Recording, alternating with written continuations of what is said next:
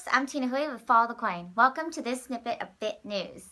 Actually, we're switching, folks. We're gonna do shorter segments, gonna try for daily. That's right, live segments daily. So do bear in mind with this if it's not edited or the audio is a little bit funky. Yep, we said live. Folks, we are going to be reporting live wherever we can, fast, so that we can get the news out to everybody in a timely fashion. So, the thinking at Follow the Coin and our team is that maybe people would like it better if the news was delivered faster in shorter segments instead of longer. But we're experimenting. We'll see what sticks. Let us know what you think in the comments below. Thank you. Welcome to our Daily Bit News. Did I say daily? We said daily, but we mean live and daily. Gosh, well, so many facts, so little time. Let's hope we get this right. It's going to be blooper heaven. We guarantee it. But at least we're going to try and keep everybody informed in shorter snippets of news. So here we go. Let us know if you hate it, love it. We're all ears. But do let us know what you think. So here we go. Top of mind today, Ben Lawsky, the superintendent of the New York State Department of Financial Services, otherwise known as the NYDFS, has announced the latest revisions to the BitLicense draft yesterday in Washington, D.C. And it turns out there have been a slew of changes in response to the reactions from the public comment period. After receiving comments from the community of over 3,700, which are also available on their website now, it became evident to the NYDFS that the original requirement stock would not be workable in the virtual currency context. Taking note that even Walmart and Amazon expressed concern that the definition of virtual currency in the original BitLicense draft might even be broad enough to include their prepaid value and gift cards. Problematic? A little bit.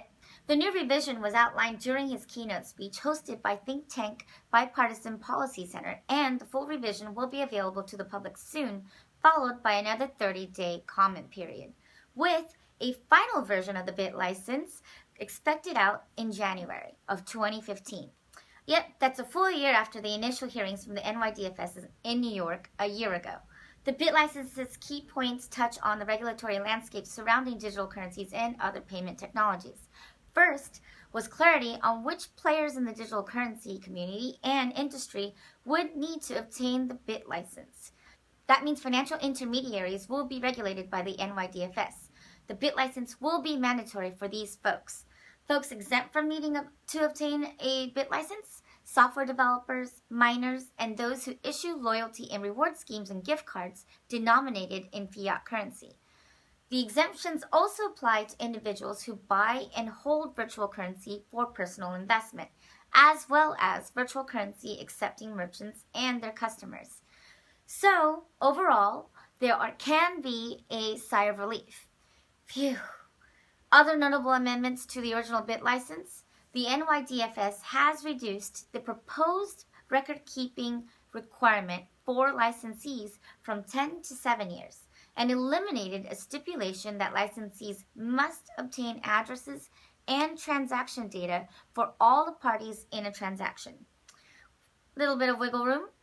Licensees will only need to obtain that information for their own customers or account holders, and where possible for counterparties to the transaction. Lastly, a more broad range of financial assets can be counted towards licensees' capital requirements. That includes virtual currency. And what about startups and innovation? Well, folks, in response to many concerns that the costs of regulatory compliance would be too high and arduous for virtual currency enterprises just starting out, there are definitions around the transitional BitLicense, which Ben Lawsky alluded to at the Money 2020 conference in Las Vegas in November of 2014. The transitional BitLicense will be granted to small businesses that are yet unable to satisfy the full requirements of the full BitLicense for 2 years as they build their company and organizations and operations. According to Ben Lawsky, those firms will still be required to meet robust standards for consumer protection and anti-money laundering, but are going to be given some flexibility as the startups, as they are to be called and known, work to get off the ground. What does this mean for digital currency, payments, fintech, and the financial system? Well, all great things actually. Ben Lawsky was quoted saying that at a certain point, enough is enough. And 4 decades of slow to non-existent progress in the bank payment system seems like fair warning. Yep, you heard that. That's definitely a nod of approval to digital currency from the NYDFS's superintendent. It's no secret that the organizations and companies in the traditional financial markets and system have taken note of Bitcoin, fintech, and digital currencies movement. Tech and finance are finally meeting and becoming fun and innovative, folks. Moreover, Lawsky seems to be supportive and encouraging of innovation in the space. Notably, it seems there is a need for banks and regulators to adapt to and encourage next-generation payments. Indeed, he went on to further be quoted saying virtual currency could eventually cause some amount of self-reflection in the legacy financial system. If banks continue to torpedo even a modest updates to the payment system, they ultimately do run at least some risk of facing the Blockbuster video problem. For those of us rusty in the history of Blockbuster, remember those folks you used to be able to go in and rent VHS tapes in movies?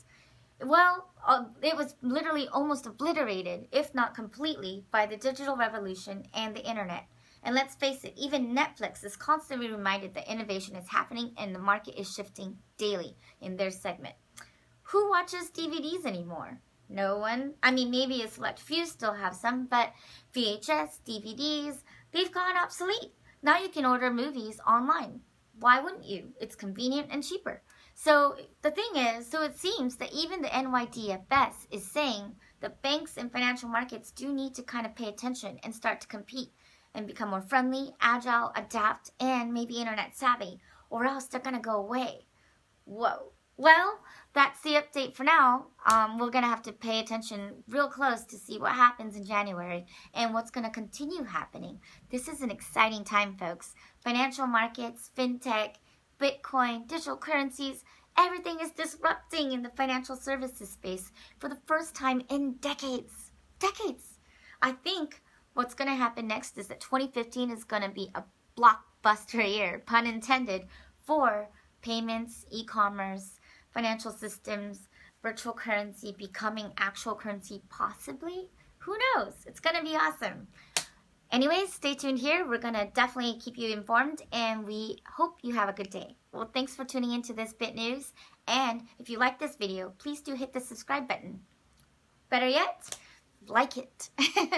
Do you also follow us on Twitter and leave us a comment on Twitter, Facebook, and YouTube? We're available, Google Plus as well. So thank you for tuning in, and we hope you also like our new mobile app, Follow the Coin.